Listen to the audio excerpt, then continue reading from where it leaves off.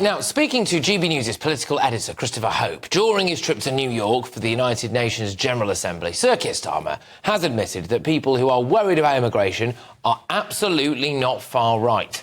Do you understand? People have legitimate concerns about immigration. I think people who are genuinely concerned about immigration aren't and should not be. So people are worried are not far right, are they? They're not worried about, they're not far right individuals if they're worried about immigration. No, absolutely not. No, quite. Many people across the country are concerned about immigration, but they wouldn't for a minute go onto the street and throw a brick at a police officer. And I think it is wrong to pretend that they are one and the same. Yeah, I think he squirmed a bit there, to be honest with you. But that comes after Home Secretary Yvette Cooper yesterday stuck the boot into Nigel Farage's Reform Party and the Tories over the response to last month's riots. Been shocked by the response from some of those in political parties on the right who once claimed to care about law and order. After rioters attacked the police, they should have given full-throated backing to our brave officers. Instead, too often we've seen them undermine the integrity and authority of the police. The Tories, with their mates in reform, are just becoming right-wing wreckers. Well, joined now by the former UK MP for Ashfield, it's Lee Anderson. Lee, thank you very, very much. What are your comments to the Home Secretary there, Yvette Cooper, who says that you're right-wing wreckers? Well, listen, Patrick, she says it's important that we must back our police. I've not seen anybody in the Labour Party, including Yvette Cooper, backing those brave police officers who had that bit of a problem at Manchester Airport 6 or 7 weeks ago. I think it's a little bit rich coming from her. Look, she's shown already, Patrick, in the short time she's been Home Secretary, since July, that she's completely out of her depth.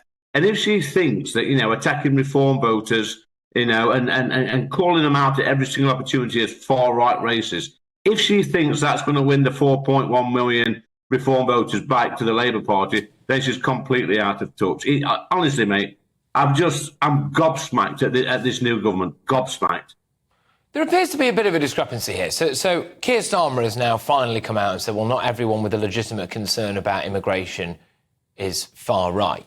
Do you think he really means that, or do you think he would just call anyone far right at the drop of a hat if he had half the chance? To be honest with you, Patrick, I don't think he knows what he's doing from one day to the next. He's making gaffes all over the place. He's been an absolute disaster. He's probably the most unpopular Prime Minister in my lifetime. He's only been PM for about 10 weeks. He's out of his depth, like the whole Labour front bench. He doesn't know what he's saying, he doesn't know what he's doing. He's in a complete mess. I mean, look at the state of him.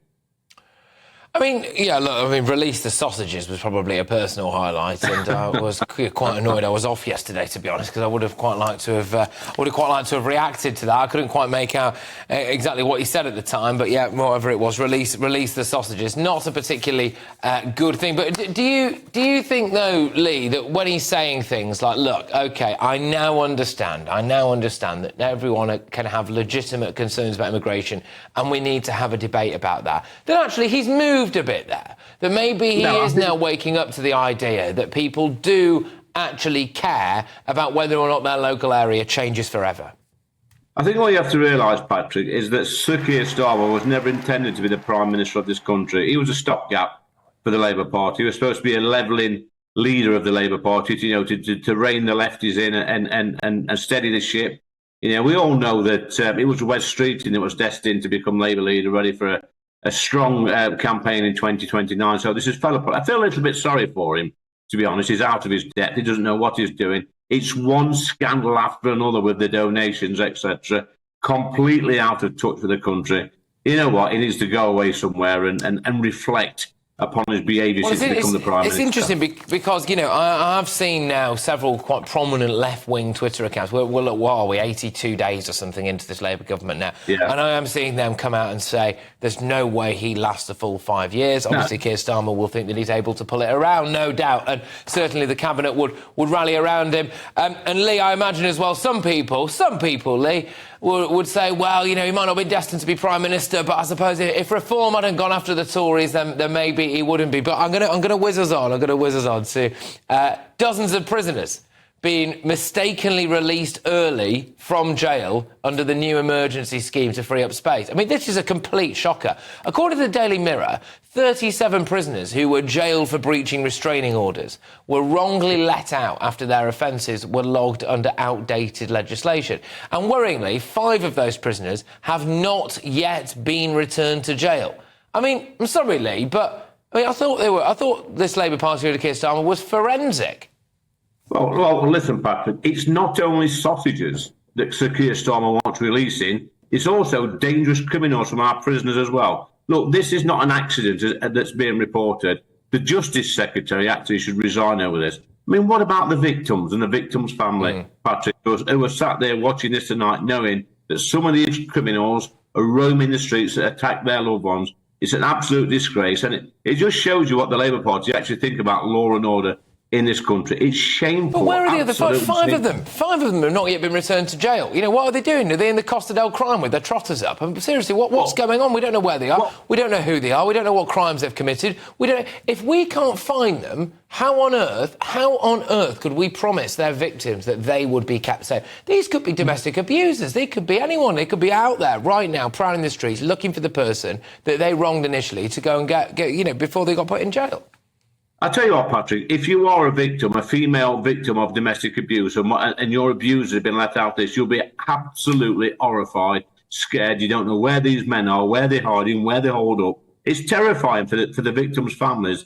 And I don't understand how you can make such a basic mistake. Yeah, I can understand if they really have to release some prisoners, which I don't agree with, by the way, but they have to be low risk. People that's been abusing people, attacking people, they should be locked up and not released. But you do think the Justice Secretary should resign over this, really? He should resign, absolutely resign. This is incompetence at the highest level. How can you release, Patrick, seriously?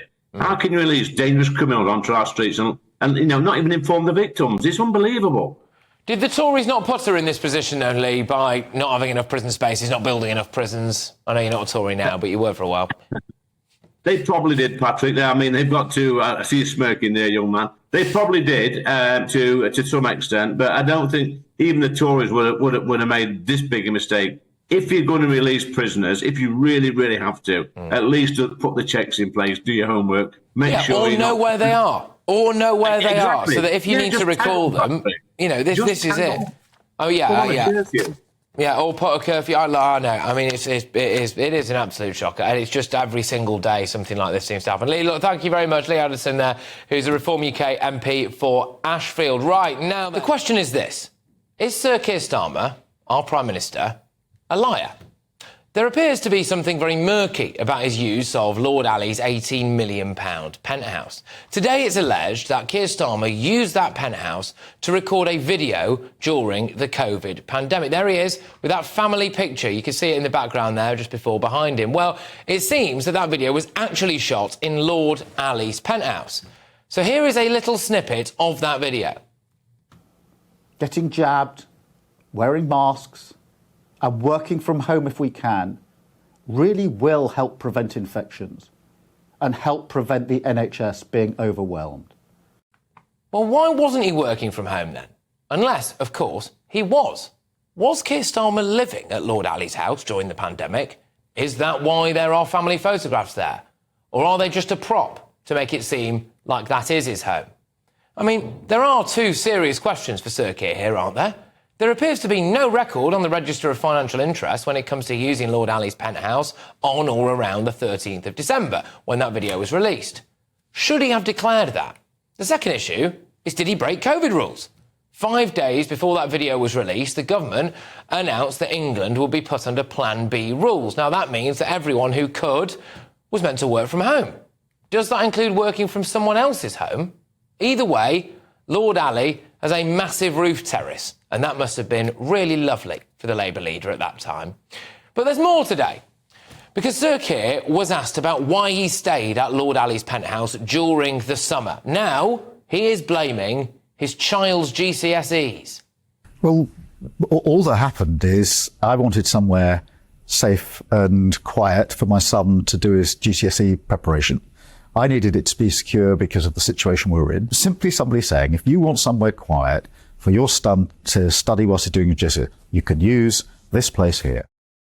But the dates don't add up. The dates of his luxury £20,000 434 stay are the 29th of May 2024 to the 13th of July 2024, OK?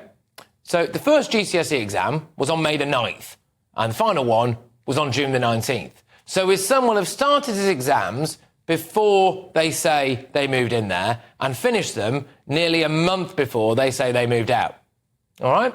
So this has led many people to wonder whether or not our Prime Minister is lying about this. And he's getting very chippy about it too.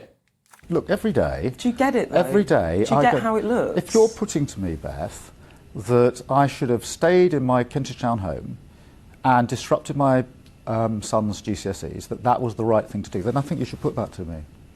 I'll put it to you. I think that's absolutely the right thing. Have you heard of a library? Because apparently there's one just down the road from where we live. But anyway, there's more. Because Keir Starmer has hiked private school fees by 20%. Well, that means that tens of thousands of pupils had their education and actually their lives turned upside down. But for Keir Starmer's own son, he could get a multi-millionaire to give him an £18 million penthouse to revise in. The hypocrisy there is absolutely staggering. But what's more, you just get the sense, don't you, that there might be much more about to come out.